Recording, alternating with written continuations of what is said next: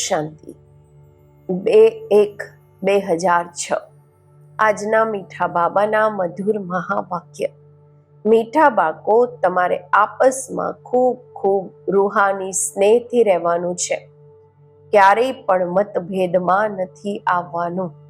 પ્રશ્ન છે, દરેક બ્રાહ્મણ બાળકોને પોતાની દિલથી કઈ વાત પૂછવી જોઈએ? ઉત્તર છે, પોતાની દિલને પૂછો. પહેલું, હું ઈશ્વરની દિલ પર ચઢેલી છું. બીજું, મારામાં દેવી ગુણોની ધારણા ક્યાં સુધી છે? ત્રીજું, હું બ્રાહ્મણ ઈશ્વરીય સર્વિસમાં બાધા તો નથી નાખતી?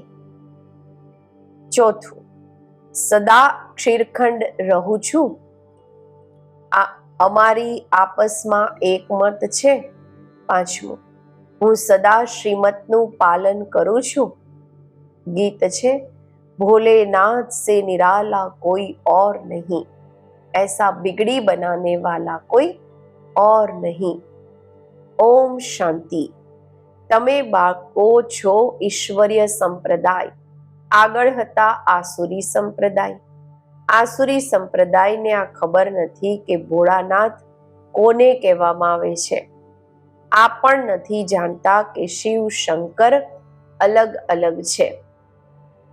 તે શંકર દેવતા છે, શિવ બાપ છે, કંઈ પણ નથી જાણતા.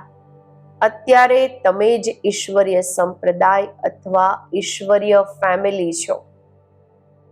તે છે આસુરી ફેમિલી રાવણની. કેટલો ફરક છે! અત્યારે તમે ઈશ્વરીય ફેમિલીમાં ઈશ્વર દ્વારા શીખી રહ્યા છો કે એકબીજામાં રૂહાની પ્યાર કેવો હોવો જોઈએ. એકબીજામાં બ્રાહ્મણ કુળમાં આ રૂહાની પ્યાર અહીંયાથી ભરવાનો છે.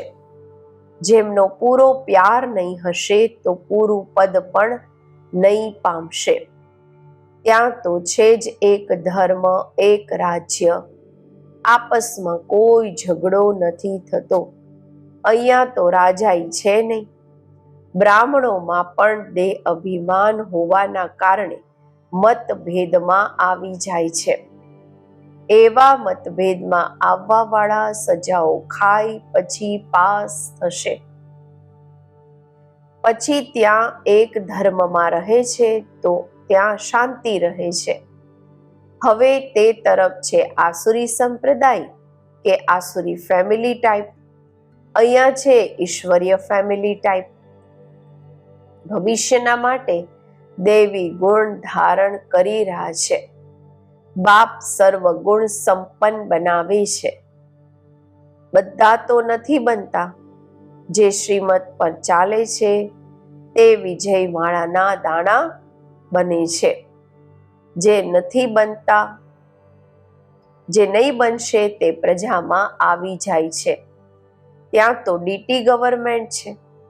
100% પ્યોરિટી, 100% પવિત્રતા, શાંતિ અને સુખ, પીસ, પ્રોસ્પરિટી રહે છે. આ બ્રાહ્મણ કુળમાં અત્યારે દેવી ગુણ ધારણ કરવાના છે. કોઈ તો સારી રીતે દેવી ગુણ ધારણ કરે છે, બીજાને કરાવતા રહે છે. ઈશ્વરીય કુળનો આપસમાં રૂહાની સ્નેહ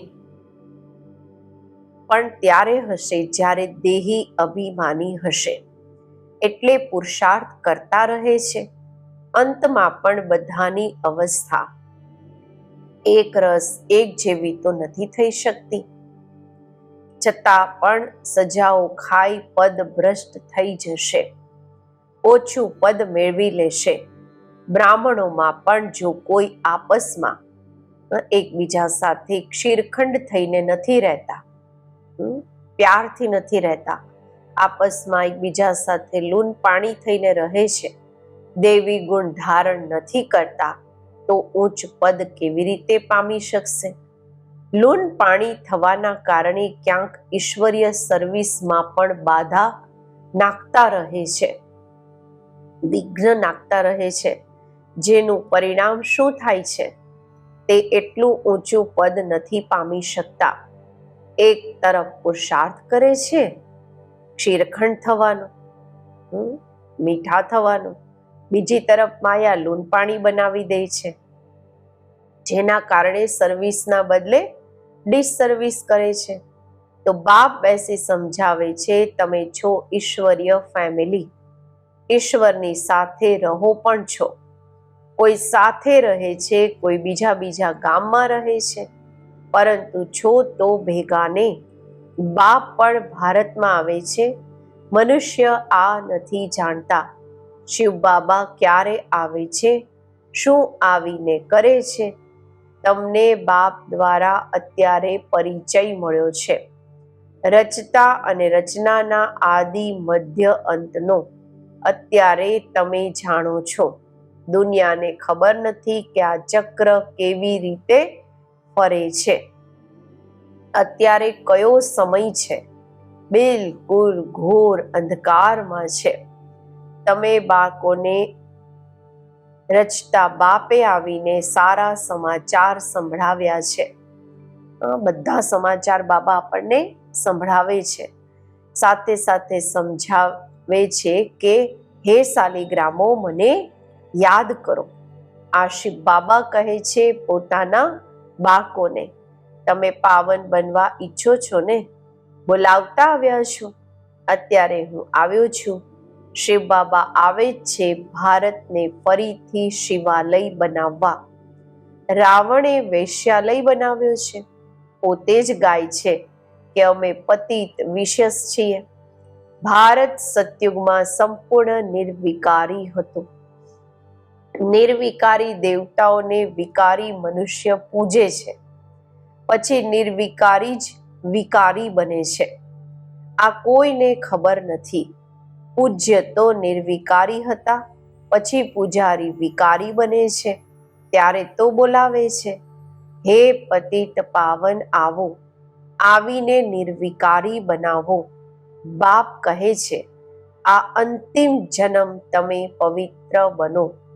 મામ એકમ યાદ કરો તો તમારા પાપ કપાઈ જશે અને તમે તમો પ્રધાનથી સતો પ્રધાન દેવતા બની જશો. પછી ચંદ્રવંશી ક્ષત્રિય ફેમિલી ટાઈપમાં આવશો. આ સમયે છો ઈશ્વરીય ફેમિલી ટાઈપ. પછી દેવી ફેમિલીમાં 21 જન્મ રહેશે. બસ ઈશ્વરીય ફેમિલીમાં તમે અંતિમ જન્મ પાસ કરો છો. આમાં તમારે પુરુષાર્થ કરી પછી સંપૂર્ણ સર્વગુણ સંપન્ન બનવાનું છે. તમે પૂજ્ય હતા, બરોબર રાજ્ય કરતા હતા, પછી પૂજારી બન્યા છો. આ સમજાવવું પડે ને. ભગવાન છે બાપ, અમે એમના બાળકો છીએ, તો ફેમિલી થઈને. ગાય પણ છે, તુમ માત પિતા હમ બાલક તેરે, તુમ્હારી કૃપા સે સુખ ઘનેરે. તો ફેમિલી થયા ને. હવે બાપથી સુખ ઘનેરા મળે છે. બાપ કહે છે, તમે અમારી ફેમિલી બેશક છો, અમારા પરિવારના છો, પરંતુ ડ્રામા પ્લાન અનુસાર રાવણ રાજ્યમાં આવ્યા પછી ફરી તમે દુઃખમાં આવો છો, તો બોલાવો છો. આ સમયે તમે એક્યુરેટ ફેમિલી છો, પરિવાર છો.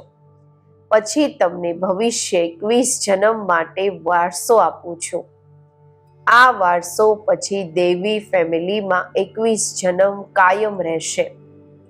દેવી ફેમિલી સતયુગ ત્રેતા સુધી ચાલે છે. પછી રાવણ રાજ્ય હોવાથી ભૂલી જાય છે કે અમે દેવી ફેમિલીના છીએ. વામ માર્ગમાં જવાથી આસુરી ફેમિલી થઈ જાય છે. 63 જન્મ સીડી ઉતરતા આવ્યા છો. આ આખી નોલેજ તમારી બુદ્ધિમાં છે. કોઈને પણ તમે સમજાવી શકો છો. અસલ તમે દેવી દેવતા ધર્મના છો. સતયુગમાં આગળ હતું કળિયુગ. સતયુગની આગળ હતો કળિયુગ. સંગમ પર તમને મનુષ્યથી દેવતા બનાવવામાં આવે છે. વચ્ચે છે આ સંગમ. તમને બ્રાહ્મણ ધર્મથી પછી દેવી ધર્મમાં લઈ આવે છે. સમજાવવામાં આવે છે લક્ષ્મી નારાયણે આ રાજ્ય કેવી રીતે લીધું. એના પહેલા આસુરી રાજ્ય હતું, પછી દેવી રાજ્ય ક્યારે અને કેવી રીતે થયું. બાપ કહે છે કલ્પ કલ્પ સંગમ પર આવીને તમને બ્રાહ્મણ દેવતા ક્ષત્રિય ધર્મમાં લઈ આવે છે. આ છે ભગવાનની ફેમિલી. બધા કહે છે ગોડ ફાધર, પરંતુ બાપને ન જાણવાના કારણે નિધનના બની ગયા છે. એટલે બાપ આવે છે ઘોર અંધકારથી અજવાળું કરવા. હવે સ્વર્ગ સ્થાપન થઈ રહ્યો છે. તમે બાળકો ભણી રહ્યા છો, દેવી ગુણ ધારણ કરી રહ્યા છો. આ પણ ખબર હોવી જોઈએ. શિવ જયંતી મનાવે છે. શિવ જયંતીના પછી શું થશે? જરૂર દેવી રાજ્યની જયંતી થઈ હશે ને. હેવનલી ગોડફાધર હેવનની સ્થાપના કરવા. હેવનમાં તો નહીં આવશે ને. શિવ બાબા સ્વર્ગ સ્થાપન કરવા વાળા છે, તો સ્વર્ગ સ્થાપન કરવા માટે સ્વર્ગમાં તો નહીં આવશે ને. બાબા કહે છે કે હું હેલ અને હેવનની વચ્ચે સંગમ પર આવું છું. શિવરાત્રિ કહે છે ને, તો રાત્રે હું આવું છું. આ તમે બાળકો સમજી શકો છો. જે સમજે છે તે બીજાને પણ ધારણ કરાવે છે. દિલ પર પણ તે ચડે છે જે મનસા વાચા કર્મણા સર્વિસ પર તત્પર રહે છે. જેવી જેવી સર્વિસ એટલા દિલ પર ચડે છે. કોઈ ઓલરાઉન્ડ વર્કર્સ હોય છે, કામ કરવા વાળા, ઓલરાઉન્ડ સેવા કરવા વાળા. બધું કામ શીખવું જોઈએ. ખાવાનું બનાવવું, રોટી બનાવવી, વાસણ સાફ કરવા, માંજવા, આ પણ સર્વિસ છે ને. બાપની યાદ છે ફર્સ્ટ. એમની યાદથી જ વિકર્મ વિનાશ થાય છે. અહીંયાનો વારસો મળેલો છે. ત્યાં સર્વગુણ સંપન્ન રહે છે. યથા રાજા રાણી તથા પ્રજા. દુઃખની વાત હોતી નથી. આ સમયે બધા નર્કવાસી છે. બધાની ઉતરતી કળા છે. પછી અત્યારે ચડતી કળા થશે. બાપ બધાને દુઃખથી છોડાવી સુખમાં લઈ જાય છે. એટલે બાપને લિબરેટર કહેવામાં આવે છે.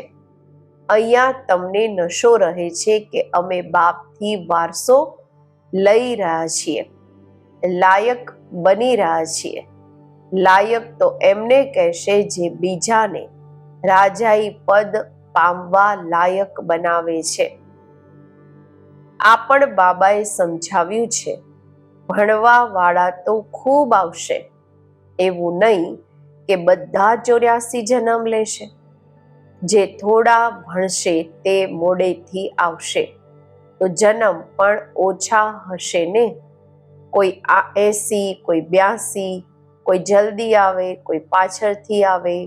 બધો આધાર ભણવા પર છે. સાધારણ પ્રજા પાછળથી આવશે. એમના 84 જન્મ હોઈ ન શકે. પાછળથી આવતા રહે છે. જે બિલકુલ લાસ્ટમાં હશે તે ત્રેતા અંતમાં આવીને જન્મ લેશે. પછી વામ માર્ગમાં જાય છે. ઉતરવાનું શરૂ થઈ જાય છે. ભારતવાસીઓએ કેવી રીતે 84 જન્મ લીધા છે? એમની આ સીડી છે, આ ગોળો છે, સૃષ્ટિ ચક્ર. ડ્રામાના રૂપમાં જે પાવન હતા તે અત્યારે પતિત બન્યા છે, પછી પાવન દેવતા બને છે. બાપ જ્યારે આવે છે તો બધાનું કલ્યાણ થાય છે. એટલે આને ઓસ્પિશિયસ યુગ કહેવામાં આવે છે. કલ્યાણકારી યુગ કહેવામાં આવે છે. બલિહારી બાપની છે, જે બધાનું કલ્યાણ કરે છે. સતયુગમાં બધાનું કલ્યાણ હતું, કોઈ દુઃખ નહીં હતું. આ તો સમજાવવું પડે કે અમે ઈશ્વરીય ફેમિલી ટાઈપના છીએ. ઈશ્વર બધાના બાપ છે. અહીંયા જ તમે માતા પિતા ગાવ છો, ત્યાં તો માત્ર ફાધર કહેવામાં આવે છે. અહીંયા તમને બાળકોને મા બાપ મળે છે. અહીંયા તમને બાળકોને એડોપ્ટ કરવામાં આવે છે. ફાધર ક્રિએટર છે તો મધર પણ હશે, નહીં તો ક્રિએશન કેવી હશે? હેવનલી ગોડ ફાધર કેવી રીતે હેવન સ્થાપન કરે છે, સત્યુગ સ્થાપન કરે છે? આ ન ભારતવાસી જાણે છે, ન વિલાયતવાળા જ જાણે છે કે ભગવાન આવીને કેવી રીતે સ્વર્ગની સ્થાપના કરે છે. અત્યારે તમે જાણો છો નવી દુનિયાની સ્થાપના અને જૂની દુનિયાનો વિનાશ તો જરૂર સંગમ પર જ હશે. અત્યારે તમે સંગમ પર છો. અત્યારે બાપ સમજાવે છે મામેકમ યાદ કરો. આત્માને યાદ કરવાના છે, પરમ પિતા પરમાત્માને.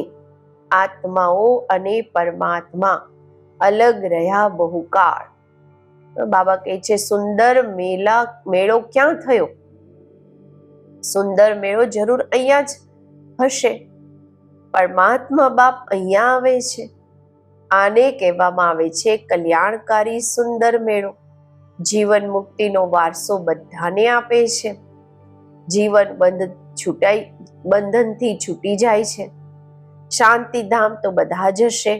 પછી જ્યારે આવે છે તો સતો પ્રધાન રહે છે. ધર્મ સ્થાપન અર્થ આવે છે. નીચે જ્યારે એમની જનસંખ્યા વધે ત્યારે રાજાઈના માટે પુરુષાર્થ કરે. ત્યાં સુધી કોઈ ઝઘડો વગેરે નથી રહેતો. સતો પ્રધાનથી રજોમાં જ્યારે આવે છે ત્યારે લડાઈ ઝઘડા શરૂ કરે છે. પહેલા સુખ પછી દુઃખ. હવે બિલકુલ જ દુર્ગતિને પામેલા છે. આ કળિયુગી દુનિયાનો વિનાશ પછી સત્યુગી દુનિયાની સ્થાપના થવાની છે. વિષ્ણુપુરીની સ્થાપના કરી રહ્યા છે બ્રહ્મા દ્વારા. જે જેવો પુરુષાર્થ કરે છે તે પ્રમાણે વિષ્ણુપુરીમાં આવીને પ્રાલબ્ધ પામે છે. આ સમજવાની ખૂબ સારી વાતો છે. આ સમયે તમને બાળકોને ખૂબ ખુશી હોવી જોઈએ કે અમે ઈશ્વરથી ભવિષ્ય 21 જન્મોનો વારસો મેળવી રહ્યા છીએ. જેટલો પુરુષાર્થ કરી પોતાને એક્યુરેટ બનાવશો, તમારે એક્યુરેટ બનાવવાનું છે. ઘડિયાળ પણ લીવર અને સિલિન્ડર હોય છે ને. લીવર ખૂબ એક્યુરેટ હોય છે. બાળકોમાં ઘણા એક્યુરેટ બની જાય છે અને ઘણા અનએક્યુરેટ થઈ જાય છે તો ઓછું પદ મેળવે છે. પુરુષાર્થ કરીને એક્યુરેટ બનવું જોઈએ. અત્યારે બધા એક્યુરેટ નથી ચાલતા. તતબીર પુરુષાર્થ કરાવવા વાળા તો એક જ બાપ છે.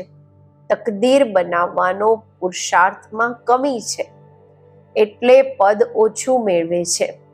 શ્રીમત પર ન ચાલવાના કારણે, આસુરી ગણ ન છોડવાના કારણે, યોગમાં ન રહેવાના કારણે આ બધું થાય છે. યોગમાં નથી તો પછી જેમ કે પંડિત. યોગ ઓછો છે એટલે શિવ બાબા તરફ લવ નથી રહેતો, પ્યાર નથી રહેતો. ધારણા પણ ઓછી થાય છે, તે ખુશી નથી રહેતી. શકલ જ જેમ કે મળદા જેવી રહે છે. તમારા ચહેરા તો હંમેશા હર્ષિત રહેવા જોઈએ, જેમ કે દેવતાઓના હોય છે. બાપ તમને કેટલો વારસો આપે છે. કોઈ ગરીબનું બાળક સાહુકારની પાસે જાય તો એને કેટલી ખુશી થશે.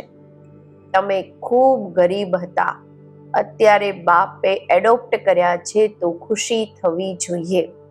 અમે ઈશ્વરીય સંપ્રદાયના બન્યા છીએ. પરંતુ તકદીરમાં નથી તો શું કરી શકીએ છીએ? પદ ભ્રષ્ટ થઈ જાય છે, પટરાણી બનતા નથી. બાપ આવે જ છે પટરાણી બનાવવા. તમને બાળકોને કોઈને પણ સમજાવી શકો છો કે બ્રહ્મા વિષ્ણુ શંકર ત્રણેય છે શિવના બાળકો. ભારતને ફરીથી સ્વર્ગ બનાવે છે બ્રહ્મા દ્વારા. શંકર દ્વારા જૂની દુનિયાનો વિનાશ થાય છે. ભારતમાં જ બાકી થોડા બચે છે.